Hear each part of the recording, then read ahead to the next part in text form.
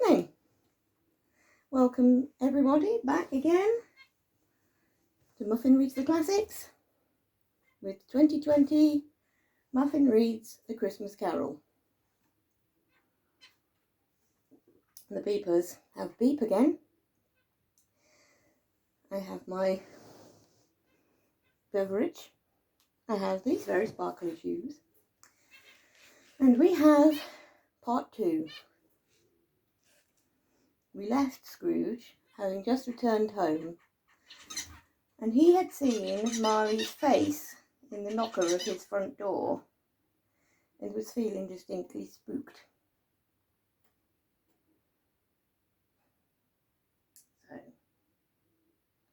he looked around his room and made sure that nobody was there and, all was safe and things.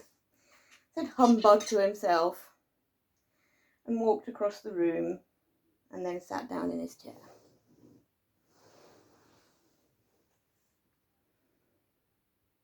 After several turns, he sat down again. As he threw his head back in the chair, his glance happened to rest upon a bell, a disused bell that hung in the room and communicated, for some purpose now forgotten, with a chamber in the highest story of the building.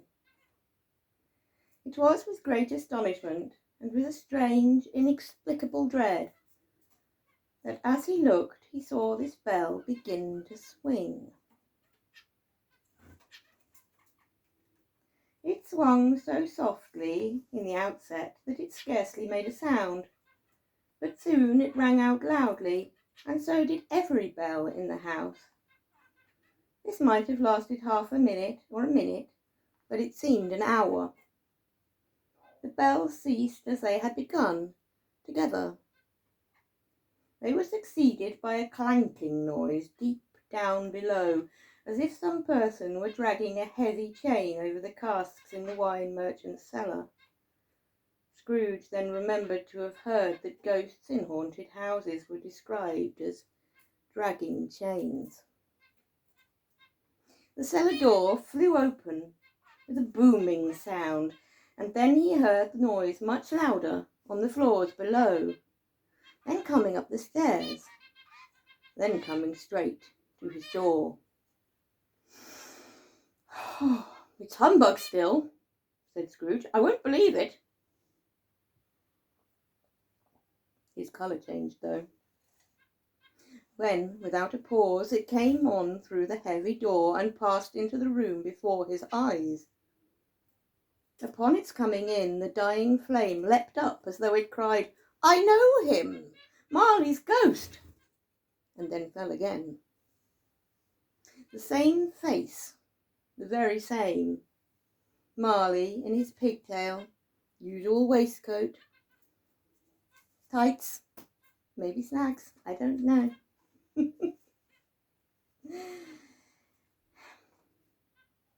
And hair upon his head.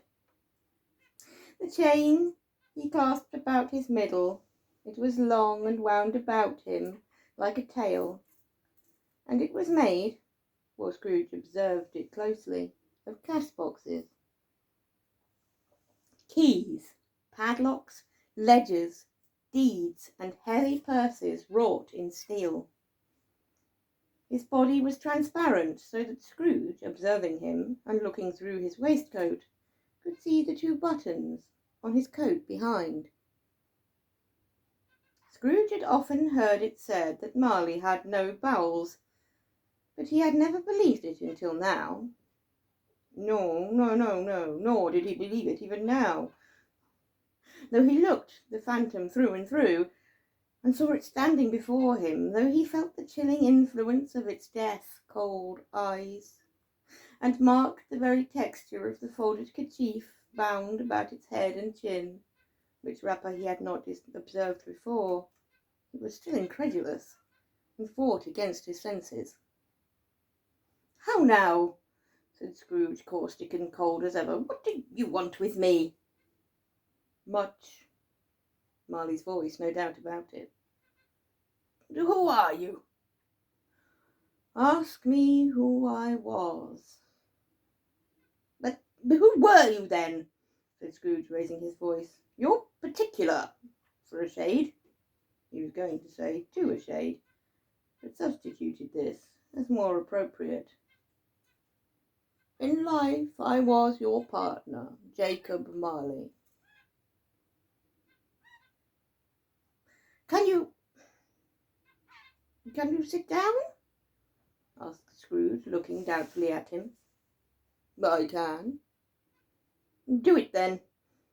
Scrooge asked the question because he didn't know whether a ghost so transparent might find himself in a condition to take a chair, and felt that in the event of it being impossible, it might involve the necessity of an embarrassing explanation. But the ghost sat down on the opposite side of the fireplace, as if he were quite used to it.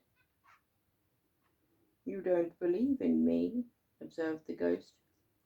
I don't, said Scrooge. What evidence would you have of my reality beyond that of your senses? I don't know, said Scrooge. Why do you doubt your senses? Because, said Scrooge, a little thing affects them. A slight disorder of the stomach makes them teats. You may be an undigested bit of beef, a blot of mustard, a crumb of cheese, a fragment of an underdone potato. There's more of gravy than of grave to you, whoever you are. Scrooge was not much in the habit of cracking jokes, nor did he feel in his heart by any means waggish then. The truth is that he tried to be smart as a means of distracting his own attention, and keeping down his terror, for the spectre's voice disturbed the very marrow in his bones.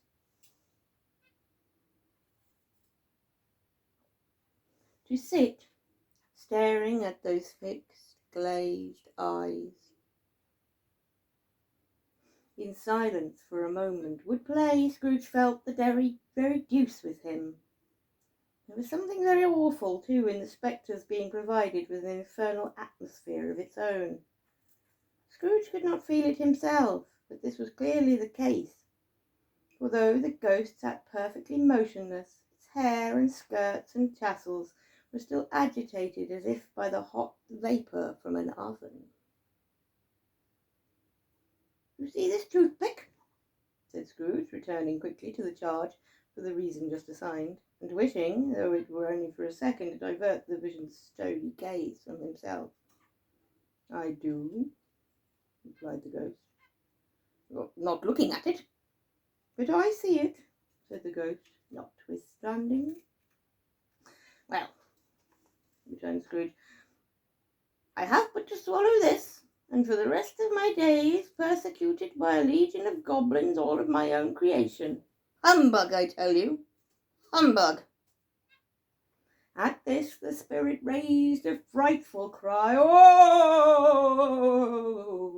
and shook its chain with such a dismal and appalling noise that Scrooge held on tight to his chair to save himself from falling into a swoon.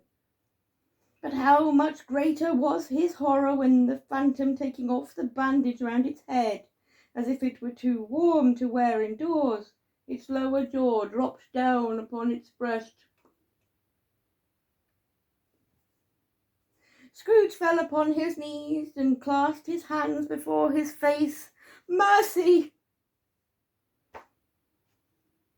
Dreadful apparition, why do you trouble me? Man of the worldly mind, replied the ghost, do you believe in me or not? I do, said Scrooge, I must. But why do spirits walk the earth, and why do they come to me? It is required of every man, the ghost returned, that the spirit within him should walk abroad among his fellow men, and travel far and wide. And if that spirit goes not forth in life, it is condemned to do so after death. It is doomed to wander through the world, oh, woe is me, and witness what it cannot share, but might have shared on earth, and turn to happiness. Again the spectre raised a cry, oh!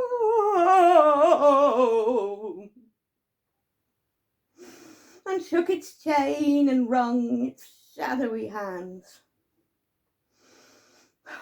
"You are fettered," said Scrooge, trembling. "Tell me why."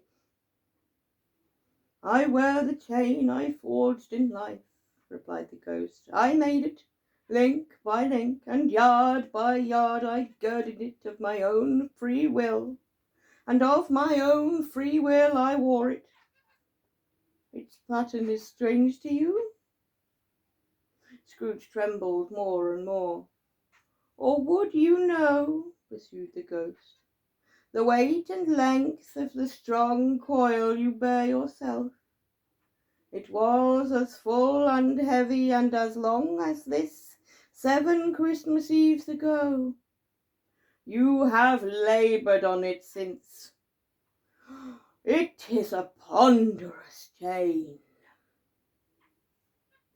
Scrooge glanced about him on the floor in the expectation of finding himself surrounded by some 50 or 60 fathoms of iron cable, but he could see nothing. "Jacob," he said imploringly. "Oh, Jacob Marley, tell me more.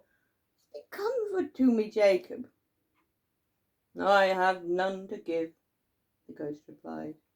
"It comes from other regions, Ebenezer Scrooge, and is conveyed by other ministers to other kinds of men. Nor can I tell you what I would.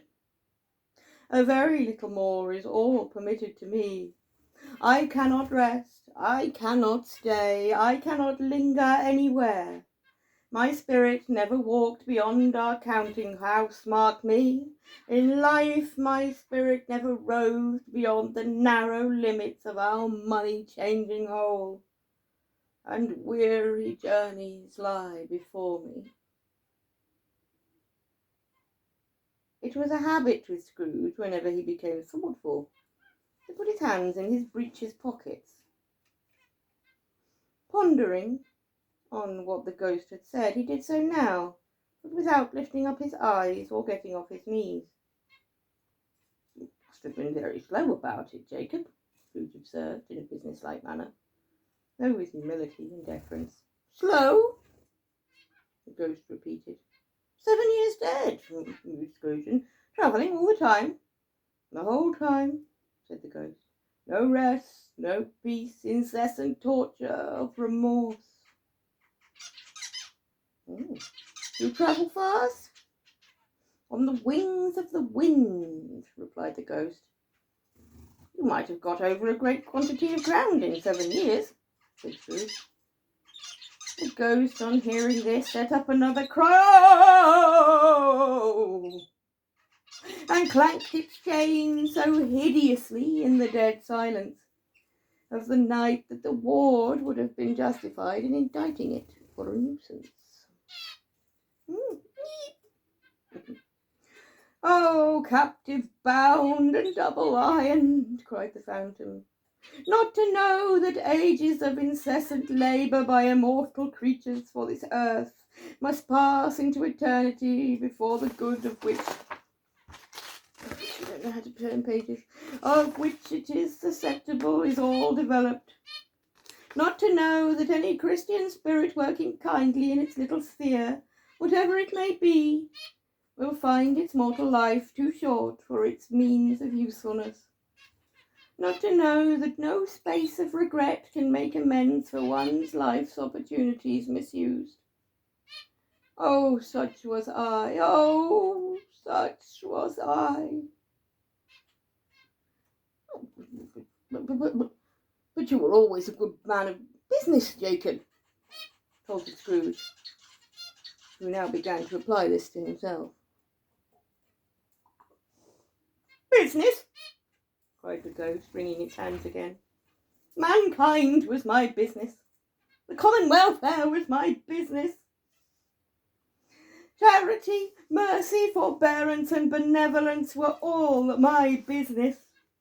The dealings of my trade were but a drop of water in the comprehensive ocean of my business." It held up its chain at arm's length, as if that were the cause of all its unavailing grief, and flung it heavily upon the ground again. At this rolling time of the year, the spectre said, I suffer most. Why did I walk through crowds of fellow beings with my eyes turned down, and never raise them to that blessed star which led the wise men to a poor abode? Were there no poor homes to which its light could have inducted me? Scrooge was very much dismayed to hear the spectre going on at this rate, and began to quake exceedingly. Hear me, cried the ghost. My time is nearly done. I will, said Scrooge, but don't be hard upon me, don't be flowery, take a pray. How it is that I appear before you in a shape you can see, I may not tell. I have sat invisible beside you many and many a day. It was not an agreeable idea. Scrooge shivered, and wiped the perspiration from his brow. That is no light part of my penance, pursued the ghost. I am here tonight to warn you that you have yet a chance and hope of escaping my fate, a chance and hope of my procuring Ebenezer. You were always a good friend to me, said Scrooge. Thank you. You will be haunted, resumed the ghost, by 3 spirits. Scrooge's countenance fell almost as low as the ghost's had done. Is that our chance and hope you mentioned, Jacob? He demanded in a faltering voice. It is. I think I'd rather not, said Scrooge. Without their visits, said the ghost, you cannot hope to shun the path I tread. Expect the first tomorrow when the bell tolls 1. Couldn't I take them all at once and have it over, Jacob? Hinted Scrooge. Expect the second on the next night at the same hour. The third upon the next night, when the last stroke of 12 has ceased to vibrate. Look to see me no more, and look that for your own sake you remember what has passed between us.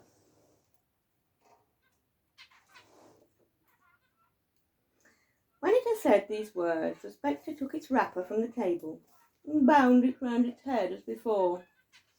Scrooge knew this by the smart sound of its teeth made when the jaws were brought together by the bandage. He ventured to raise his eyes again and found his supernatural visitor confronting him in an erect attitude, with its chain wound around its arm. The apparition walked backwards from him, and at every step it took, the window raised itself a little, so that when the spectre reached it, it was wide open. Miss Vanjie, Miss Vanjie, Miss Vanjie. It beckoned Scrooge to approach, which he did. When they were within 2 paces of each other, Marley's ghost held up its hand, warning him to come no nearer. Scrooge stopped. Not so much in obedience as in surprise and fear, for on raising of the hand he became sensible of confused noises in the air, incoherent sounds of lamentation and regret, wailings inexpressibly sorrowful and self-accusatory. The spectre, after listening for a moment, joined in the mournful dirge and floated out upon the bleak, dark night.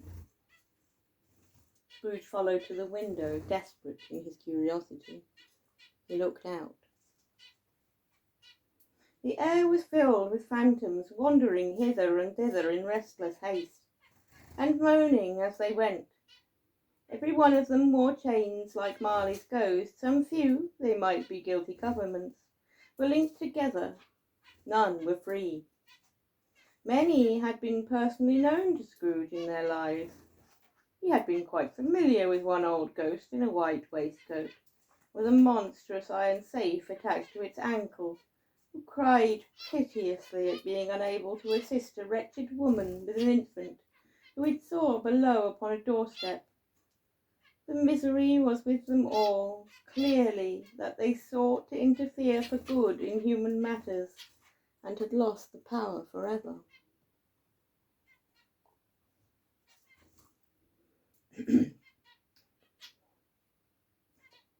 Whether these creatures faded into the mist, or mist enshrouded them, he could not tell. But they and their spirit voices faded together, and the night became as it had been when he walked home. Scrooge closed the window, and examined the door by which the ghost had entered. It was double locked, as he had locked it with his own hands, and the bolts were undisturbed. He tried to say humbug, but stopped at the first syllable. And being, from the emotion he had undergone, or the fatigues of the day, or his glimpse of the invisible world, or the dull conversation of the ghost, or the lateness of the hour, much in need of repose, went straight to bed, without undressing, and fell asleep upon the instant.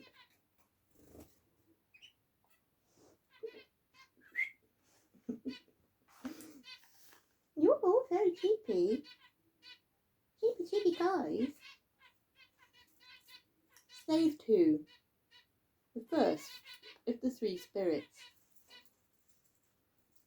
When Scrooge awoke, it was so dark that looking out of bed he could scarcely distinguish the transparent window from the opaque walls of his chamber. He was endeavouring to pierce the darkness with his ferret eyes, when the chimes from a neighbouring church struck the 4 quarters, so he listened for the hour. To his great astonishment, the heavy bell went on from 6 to 7, and from 7 to 8, and regularly up to 12, and then stopped. 12? It was past 2 when he went to bed. The clock was wrong. An icicle must have got into the works. 12? He touched the spring of his repeater to correct this most preposterous clock. Its rapid little pulse beat 12, and stopped. Why, it isn't possible, said Scrooge, that I could have slept through a whole day and far into another night. It isn't possible that anything has happened to the sun, and this is 12 at noon. The idea being an alarming one, he scrabbled out of bed and groped his way to the window, and was obliged to rub the frost off with the sleeve of his dressing gown. Before he could see anything, he could see very little then. All he could make out was that it was still very foggy and extremely cold, and that there was no noise of people running to and fro and making a great stir, as there unquestionably would have been if night had beaten off bright day and taken possession of the world. This was a great relief, because 3 days after the sight of this first exchange, to pay to Mr. Scrooge of this order, and so forth, would have become a mere United States security, if there were no dates to count by. Scrooge went back to bed again, and thought, and thought it over and over, and could make nothing of it. The more he thought, the more perplexed he was, and the more he endeavoured not to think. The more he thought of Marley's ghost, and that bothered him exceedingly. Every time he resolved within himself, after mature inquiry, that it was all a dream. His mind flew back again, like a strong spring released, to its first position, and presented the same problem to be worked all through. Was it a dream or not? Scrooge lay in this state until the time had gone 3 quarters more, when he remembered, all of a sudden, that the ghost had warned him of a visitation when the bell tolled 1. He resolved to lie awake until the hour was past, and, considering he could no more go to sleep than go to heaven, this was perhaps the wisest resolution in his power.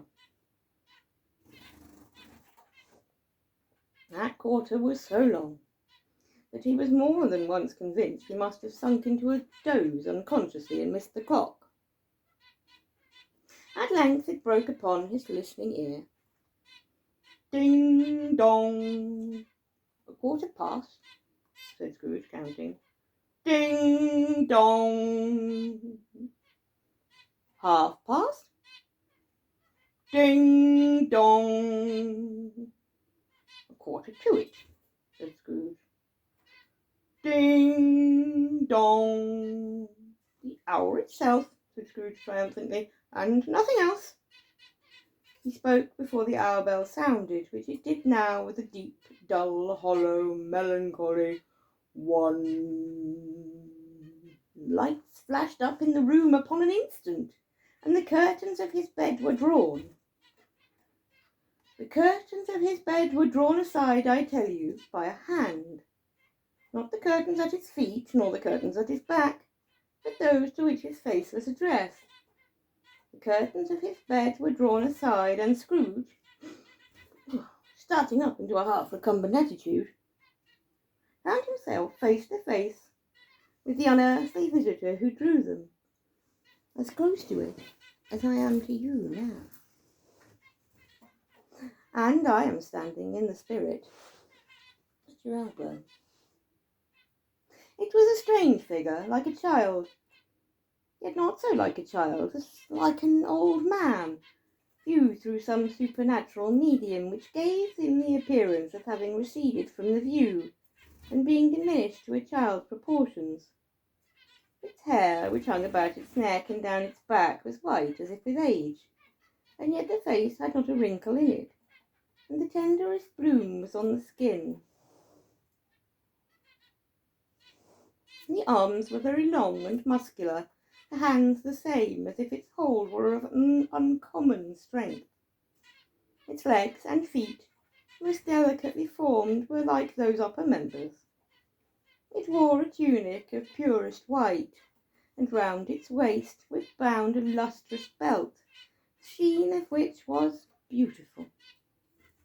It held a branch of fresh green holly in its hand, and, in singular contradiction of that wintry emblem, had its dress trimmed with summer flowers.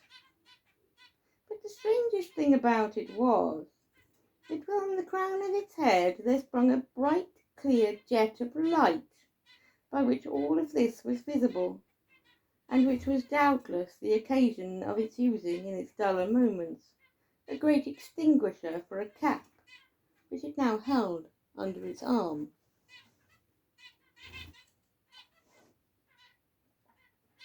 Even this, though, when Scrooge looked at it with increasing steadiness, was not its strangest quality, for at its belt sparkled and glittered now in one part and now and then in another, and what was light one instant and at another time was dark, so the figure itself fluctuated in its distinctness, being now a thing with one arm, now with one leg, now with 20 legs, now a pair of legs without a head, and now a head without a body, of which dissolving parts no outline would be visible in the dense gloom wherein they melted away.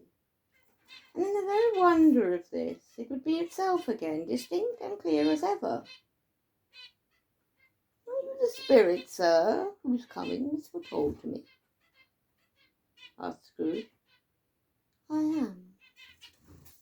The voice was soft and gentle, singularly low, as if being so close beside him, it were at a distance. "Who and what are you?" Scrooge demanded. "I am the ghost of Christmas past." "Long past?" inquired Scrooge, observant of its dwarfish stature. "No, your past." Perhaps Scrooge could not have told anybody why, if anybody could have asked him, but he had an especial desire to see the spirit in its cap, and begged him to be covered. "What?" exclaimed the ghost. "Would you so soon put out with your worldly hands the light I give? Is it not enough that you are one of those whose passions made this cap, and forced me through whole trains of years to wear it low upon my brow?" Scrooge reverently disclaimed all intention to offend, or any knowledge of having wilfully bonneted the spirit in any period of his life. He then made bold to inquire what business brought him there. "Your welfare," said the ghost. Scrooge expressed himself much obliged, but could not help thinking that a night of unbroken rest would have been more conducive to that end. The spirit must have heard him thinking, for it said immediately, "Your reclamation, then. Take heed." It put out its strong hand as it spoke, and clasped him gently by the arm. "Rise, and walk with me." It would have been in vain for Scrooge to plead that the weather and the hour were not adapted to pedestrian purposes, that the bed was warm and the thermometer a long way below freezing, that he was clad but lightly in his slippers, dressing gown and nightcap, and that he had a cold upon him. The grasp, though gentle as a woman's hand, was not to be resisted. He rose, but finding that the spirit made towards the window, clasped its robe in supplication. "I am a mortal," Scrooge remonstrated, "and liable to fall."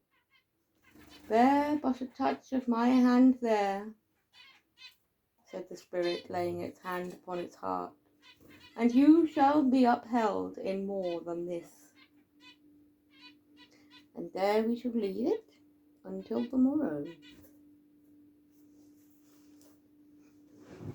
Is Scrooge about to go off on his useful purpose with the ghost of Christmas past?